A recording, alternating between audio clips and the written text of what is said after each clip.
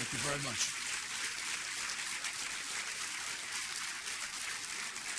Thank you.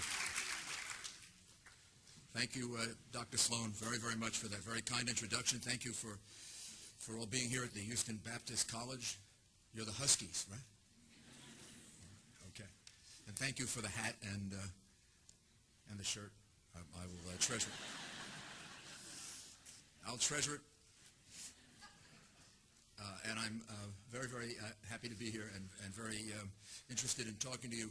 I'll try to keep my part of the talk as brief as I can to get across the main points, and I'm really mostly interested in hearing your questions.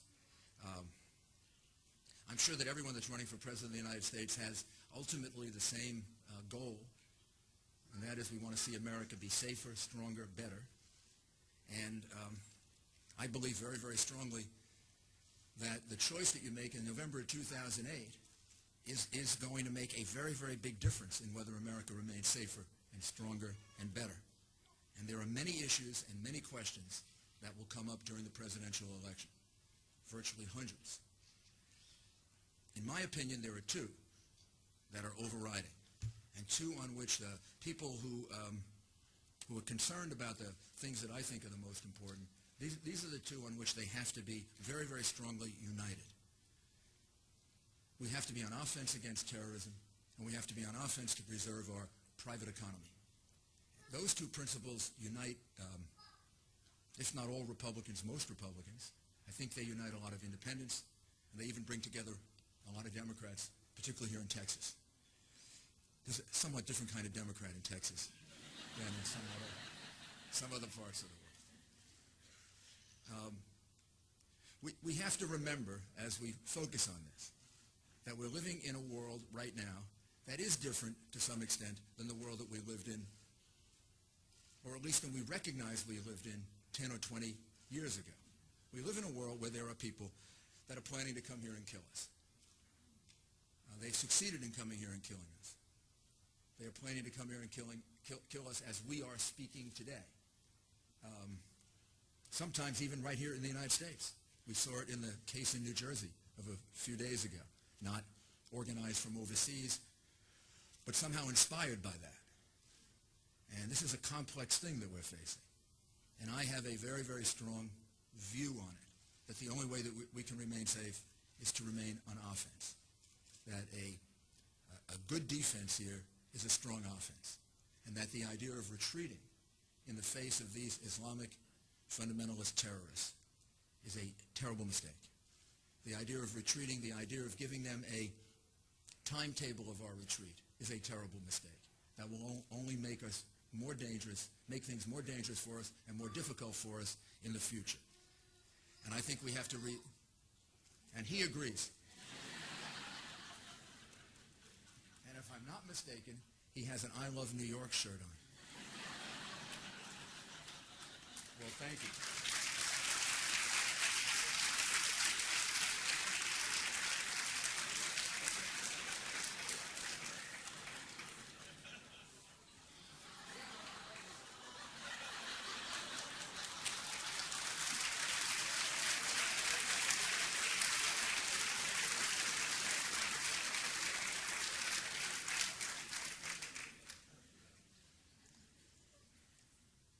I am a politician.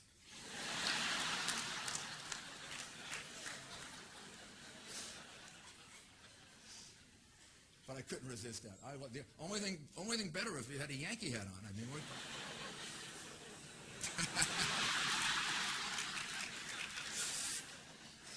this is something you have to learn about me. I tell you what I think, and I hope that I used to say that to Met fans in New York. It never worked. So I think it's really important that we remain on offense against terrorism. I think it's really important that that offense on terrorism includes not only not retreating and running away in Iraq, but that that offense on terrorism includes the Patriot Act and using the provisions of the Patriot Act, not cutting back on interrogation, not cutting back on electronic surveillance in the way that some Democrats want to do. I think those things have to be legal, they have to be humane, they have to be decent, but they have to be aggressive. And again, if you look at the case in New Jersey or some of the others, some of which aren't as public, where the plots of terrorists or those who would imitate terrorists have been uncovered, it's been because we've been on offense against terrorism. We weren't like that before September 11, 2001. Before September 11, 2001, we were on defense. And we need a president who knows how to keep us on offense against terrorism, which I believe is the only way we're going to get through this in the safest possible way and in the shortest amount of time. And I believe I'm best qualified to do that. And I believe I'm best qualified to do that because of the long experience I've had dealing with terrorism going back to the 1970s in the Justice Department, as a Justice Department official, as the third-ranking official in the Justice Department, as a United States attorney who investigated considerably more organized crime than terrorism, but there are similarities between what needs to be done about terrorism and what had to be done about organized crime. And I did also investigate some terrorism in the 1980s. And then as mayor of New York City, from the day I started, we had to worry about terrorism. Because not everyone, many people think that terrorism began on September 11, 2001. It did not begin on September 11, 2001. It began in the 60s, in the 70s. We were attacked for the first time in 1993 in my city at exactly the same place, the World Trade Center. That's the first time they invaded our country. Communists never achieved that. The Nazis never achieved that. The fascists never achieved that. The Islamic fundamentalist terrorists did achieve coming here and killing us. And we didn't get it in 1993.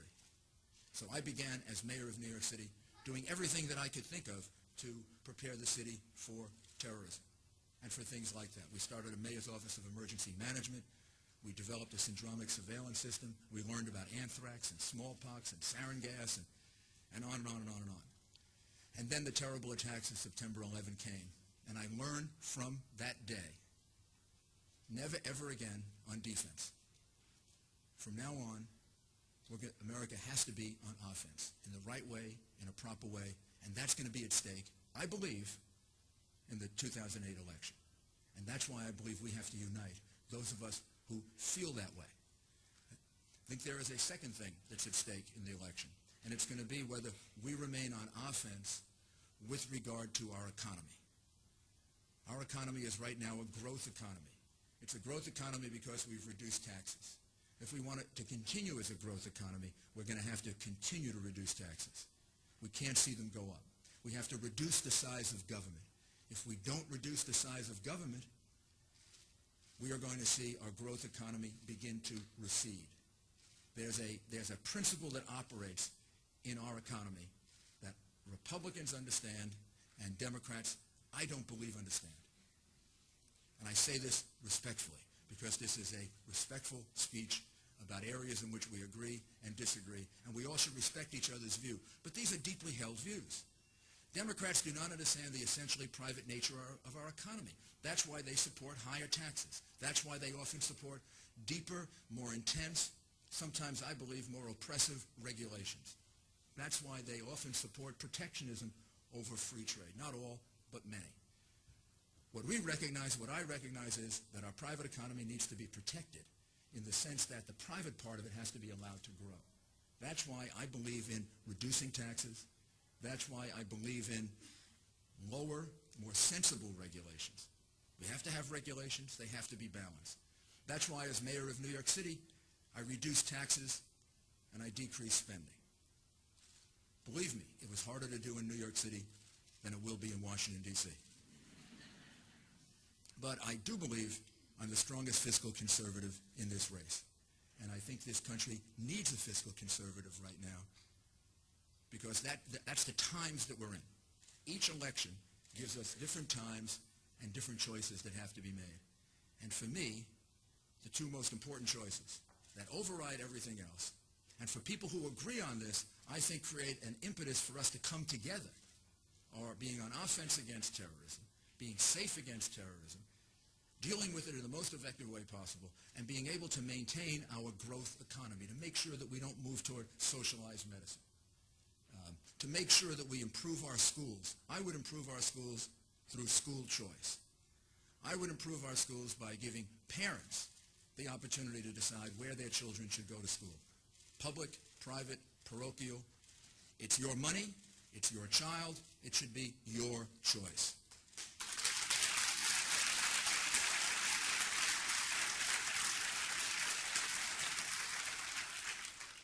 And there are many other things we can discuss in that area where I think we will find substantial agreement on the things that are the most important to us right now and on which we're going to get judged over the next 8 to 10 years. There are areas of disagreement. There is no candidate for President of the United States with which you completely agree. If there is, then that candidate is probably yourself.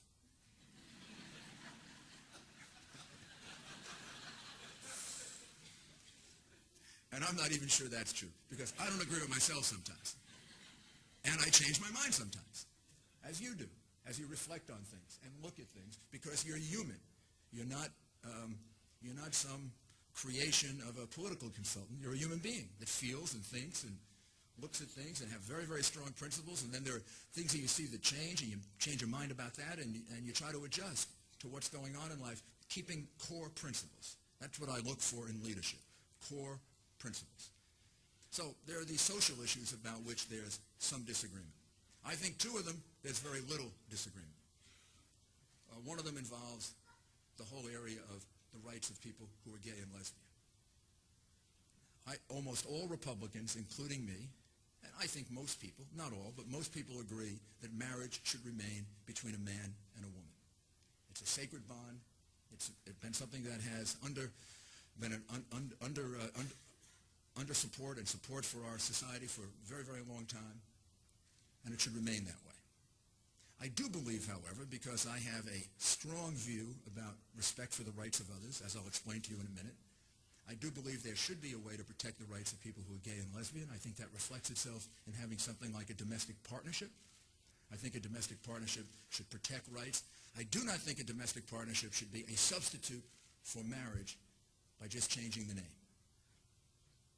And that's why I opposed a civil union law that was passed in New Hampshire, because it wasn't like the domestic partnership law that I helped to pass in New York. It was one that completely accepted same-sex marriage, even same-sex marriages from other states. I would oppose that. So that's my thinking on it. I suspect my thinking on that is going to remain the same. People should know it, and they need to judge it to determine how important is that. Do I agree with them? Do I disagree with them? And then how strong is the level of disagreement? This is the way you should make decisions about voting for President of the United States. I should honestly tell you what I believe. I should honestly tell you the things that I can evolve on and the things that I can't, and then you should decide. Guns. As the mayor of New York City, I aggressively applied the gun laws, civil and criminal, in New York. I aggressively applied all laws in New York. You just need to read the editorials about me to find that out. And the gun laws were part of an overall package of strategies and laws and things that I applied because I took over a city that was averaging about 2,000 murders a year, 10,000 felonies a week, and that people were fleeing because they were afraid of being killed, being mugged, being beaten, and being raped. And we were on the front cover of Time magazine as the rotting of the Big Apple, and my city was going in the wrong direction. I had to change it. And the first priority was making it safe. Just like the first priority now is to make America safe from terrorism. And I did change it. And I changed it quickly. I changed it dramatically. It seems to me I changed it permanently. New York City went from being the crime capital of America to being the safest large city in the United States. We reduced crime by 57%. We reduced homicide by 67%. We instituted programs like the CompStat program to measure crime, the broken windows theory as a new philosophy for dealing with crime. We did use gun laws. We used other laws.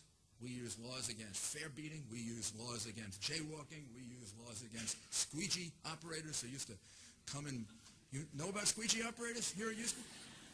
I hope you don't have them, but you know what I'm talking about. Here's my thinking on guns that would guide me as president. And you can rely on this in making your choice. I very much support the idea of appointing strict constructionist judges. What I mean by that are people who interpret the Constitution, not try to put meaning into it that isn't there from someone else. I try to be a strict constructionist. I'm a lawyer. I'm not a constitutional scholar. I know something about the Constitution. I argued one case in the Supreme Court, not many, but it was a very proud moment. I believe that the Constitution of the United States gives a personal right to bear arms. Not only do I believe that, have him come back. I need him. He's my connection to New York, sitting there.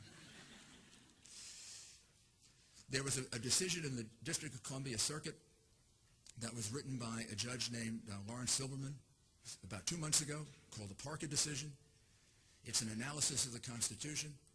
I think it is a perfect example of two things for me. It expresses my thinking on the Second Amendment, and it expresses my thinking on what a judge should do when a judge is interpreting the Constitution.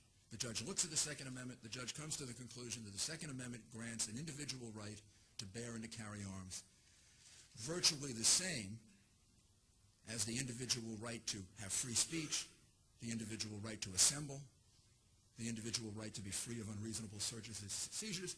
That exists with very similar language in the other amendments, that are part of the Bill of Rights.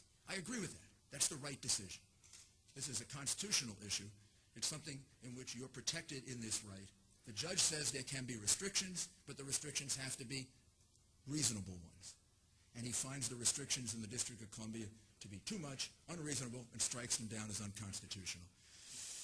I believe that that's the right decision constitutionally. I believe that's the right policy. And I think the decisions about these restrictions, which still have to be within constitutional lines, although some of them can be made at the federal level, again guided by the Constitution, most of them should be made at the state and local level, because there are different conditions in different parts of the country, and different views on this in different parts of the country, and different things work. And I believe in federalism. I believe that one of the things that allows a country like ours to exist and to flourish is that we have a lot of room for difference. Remember, we're a country that is not tied together by common ethnicity. We're a country that is not tied together by common religion. We're a country that's not tied together by a single race. We're not tied together by most of the things that tie together other countries. We're tied together by beliefs. We're tied together by very strong beliefs about democracy and freedom and respect for human rights and the rule of law. We have a lot of different people in this country. And part of what ties us together is our respect for the rights of other people and our respect for the level of disagreement that's going to exist among good people in a country like ours, and giving some scope to that. So that leads me to a question that is deeper than guns, gay rights, in which I think the levels of difference are very small, if any, at least between my views and I imagine most of yours, probably not all of yours. No one group of any kind in one place thinks the same. People are more complex than that. People are more interesting than that. But on abortion, this is a matter of deep and profound judgment. It's a matter of morals. It's a matter of your interpretation of how laws should operate, your interpretation of how respect for the rights of others should operate. It's a lot of things that combine in what you think and what you feel about abortion. And it's a subject on which people's ideas evolve over time. It's a complex issue. It's a difficult issue. It's one in which people's ideas evolve. There are two pillars, two core beliefs that I have always had from the time that I first started reflecting on this, certainly from the time that I first entered public life to this day. And I suspect on these two issues, I can't imagine that there'll be a change. So you have a right to evaluate this in figuring out if you can support me and to what level you can support me. Here are the two strong beliefs that I have and the two pillars of my thinking that always inform my judgments about this. One is I believe abortion is wrong. I think it is morally wrong. And if I were asked my advice by someone who was considering an abortion, I would tell them not to have the abortion, to have the child, and if nothing else, the adoption option exists, and it's one that I would help you with. Personally, if I knew you, if you were a friend, a relative, that's pillar number one. That will always remain the same. I can't imagine ever changing my mind about that. I've believed it since I can remember. I'm going to believe it until I die. The second principle, the second pillar that guides my thinking on it is that in a country like ours, where people of good faith, people who are equally decent, equally moral, and equally religious, where they come to different conclusions about this, about something so very, very personal, I believe you have to respect their viewpoint and give them a level of choice here, because I think ultimately, even if you disagree, you have to respect the fact that their conscience is as strong as yours is about this, and they're the ones that are most affected by it. So therefore, I would grant women the right to make that choice. I've always believed both those things. I will always believe them. And that'll inform my decision-making about abortion. It means I am open to seeking ways to limit abortion. I am open to seeking ways to reduce the number of abortions. When I was mayor of New York City, abortions decreased by 16%. Adoptions increased from the day I started the Child Protection Service that I created or helped create as a single agency, I think the first one in the country, just to protect children, because we had so many issues about protection of children in New York City.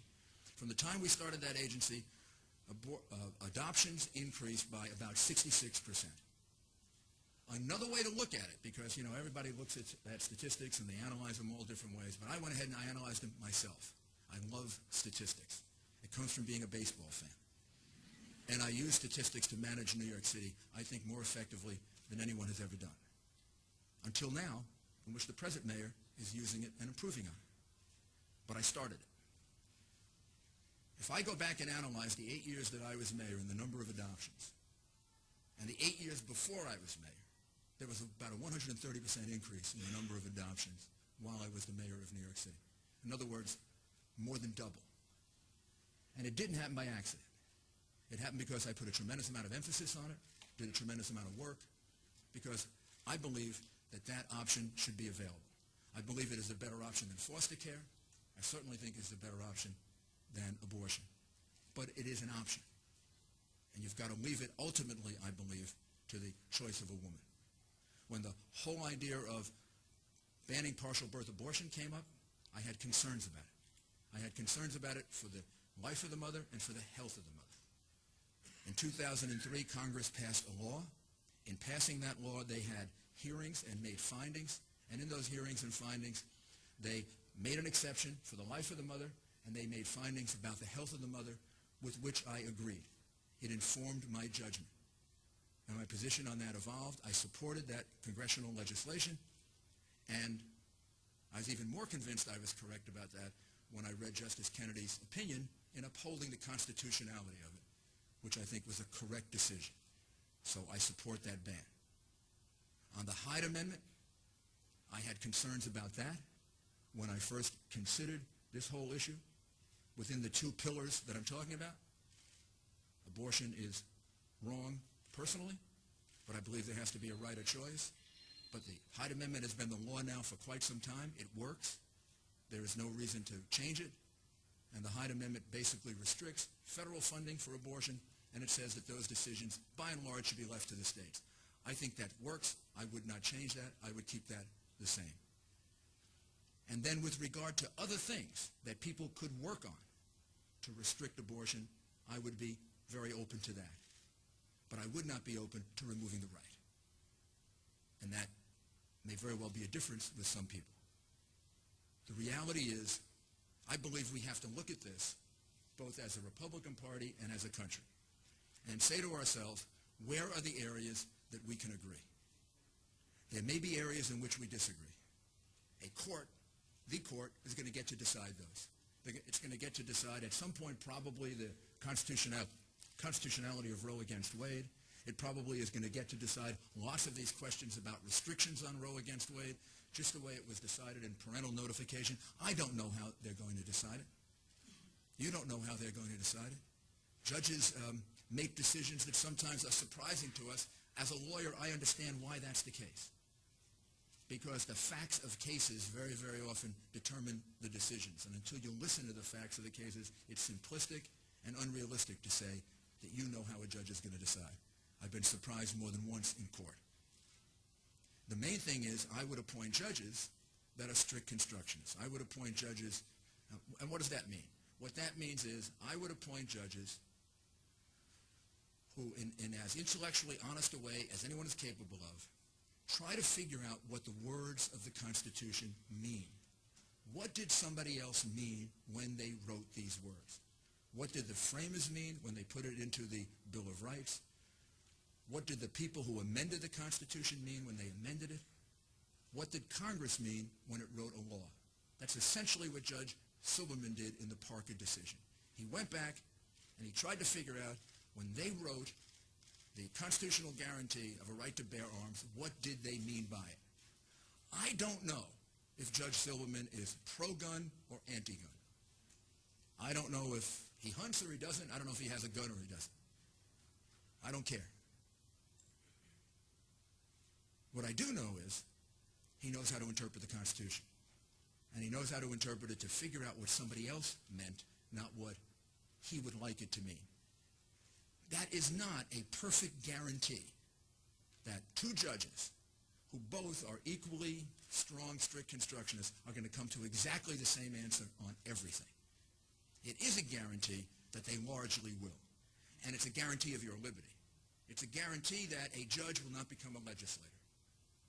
And if a judge becomes a legislator in our system, it takes away some of your liberty and some of your freedom. Because you get to vote for your legislators. You don't get to vote for your judges, at least not at the Supreme Court level. And I'm very, very committed to that. Finally, on all of these issues, everybody's got to make a choice. How important are the differences, and then how important are the other issues that are involved in this election? For some people, any one of these issues may be a single issue on which they say, we will or we cannot vote for someone. That's perfectly acceptable. They say, well, some people are single-issue voters. Well, if the single issue is so important to them, in a democracy like ours, they have every right to be single-issue voters, if that's what they are. Having a fiscal conservative. Having someone who's had the experience of managing an entity that isn't the same as the United States government, isn't as difficult as managing the United States government, but sure ain't easy. New York City, managing New York City is about as good a preparation for being president as exists. There's no perfect preparation for being president. It's one of our most complicated governments, and I had it at two extraordinarily difficult times, when it was going through a crime and economic crisis, and then when it was the focus of the worst attack in the history of this country. So I think I've been tested. So then people have to decide how important are all of these things. And ultimately, here's what I'm real comfortable about. Political experts don't get to decide this for you. Pundits don't get to decide this for you. Polls don't get to decide it for you. You get to decide it. And the American people make really, really good decisions. But I do think, beyond me or what you decide about me, and I hope you decide in my favor, those of us who believe that we have to remain on offense against terrorism, and we have to remain on offense to preserve, protect, and expand our growth economy, we have got to unite in this election. Because if we don't unite, and we don't find a way of uniting around broad principles that will appeal to a large segment of this country, if we can't figure that out, we're going to lose this election. We cannot go into the next election in the same way that we went into the last two. We can't go into this election giving away huge numbers of states where we have no chance to compete and then have it come down to one state. If we keep doing that, we're going to stop being perfect, and we're going to have somebody in the White House with whom I believe many of us would disagree with regard to very, very big things, like where do we go on terror? Where do we go on the economy? Where do we go on medicine? Do we move towards socialized medicine? Where do we go on energy independence? Do we go anywhere on that at all? Do we crack through any of the special interests? Where do we go on taxes? Do they go up or down? Where do we go on government? Does it get bigger or smaller? So, I think that we've got to work through our disagreements and try to figure out how to create a party that is known to Americans more about what it's for than about what it's against, and a party that can truly be a big tent. We already are, the Republican Party, a bigger tent than the Democratic Party. The mere fact that I'm standing here and running for President of the United States with the views that I have, that are different in some respect on some of these issues, shows that we much more adequately represent the length and breadth of the opinions in America than the other party does. So I thank you for listening to me, and I hope you have some really, really good questions. Thank you very much.